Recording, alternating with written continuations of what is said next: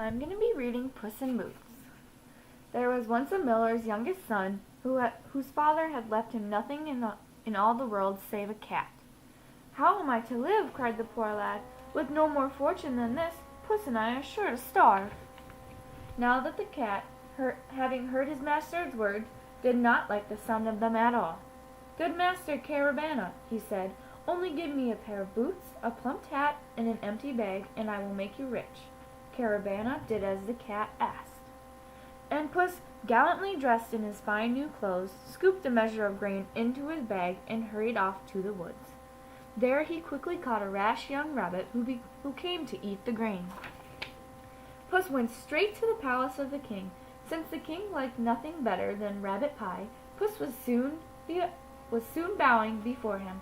"My noble master, the Marquess of Carabas, sends you this gift," he said, "and with it the greetings of a loyal subject."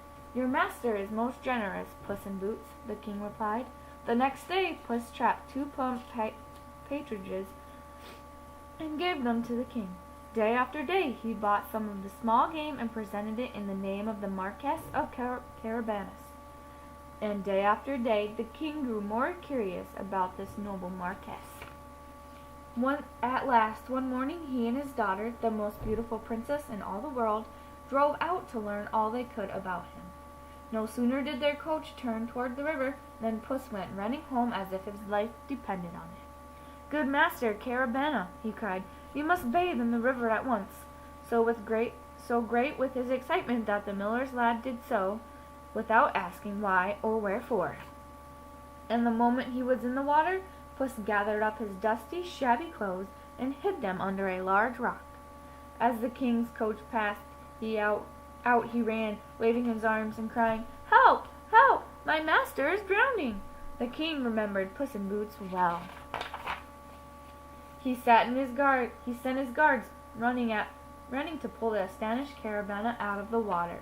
While all this was going on, Puss told the king that some have stolen all his master's fine clothing and run off with it. "Bring the Marquess of Carabas the finest suit in the palace," the king said to his master of the wardrobe. This was soon done, and when the miller's lad had dressed in it, he was so handsome that the beautiful princess looked at him once and loved him with all her heart.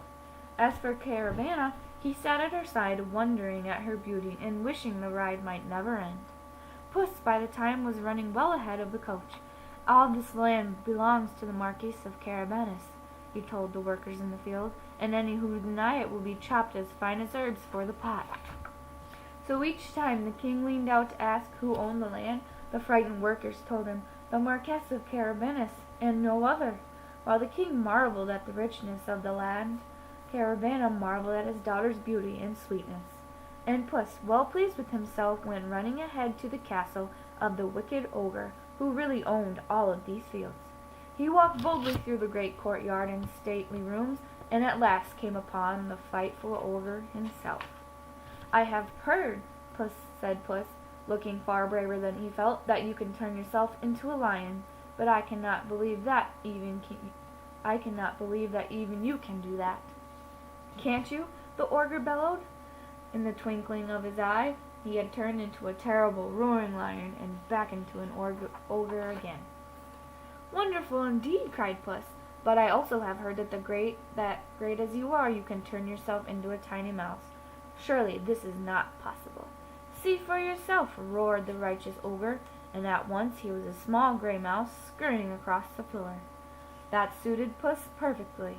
One pounce, and both mouse and ogre were gone forever. Puss ran to the gates, barely in time to throw them open for the royal coach. "Welcome to the castle of my noble master, the Marquess of Carabas," he cried.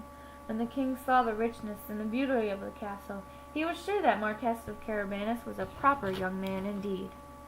And after a magnificent feast that Puss had ordered prepared, he declared that no one but the noble Marquess was worthy of his daughter's hand.